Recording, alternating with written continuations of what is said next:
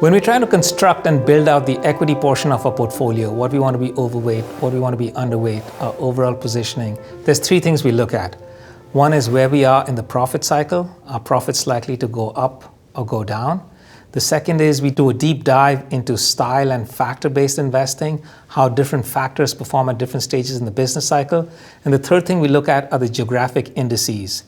In a slowing yet still growing environment, we favor overweight, high-quality defensive sectors in equity. This tilt has performed relatively well so far this year. Where do we stand now?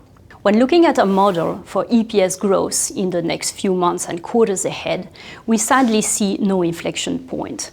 Profits are likely to remain flirting with recession level. In terms of factor and style mapping, the same remain true. In this environment, we would favor quality, but also momentum, while still stirring away from value and cyclical sector. And also we would favor larger cap over small caps. And the third thing we look at is geographically.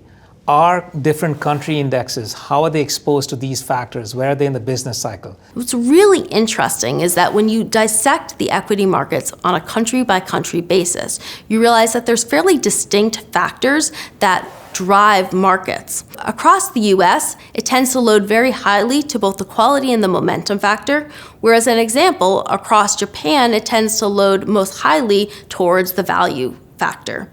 As a result of this, we can overlay our style mapping to our country exposures. And what this tells you is that we should be overweight the US and underweight some of the more value-oriented factors, which really load to both emerging markets as well as to Japan. The key takeaways for equity investing right now is you want to be high quality. That's hard to come by at this stage in the cycle.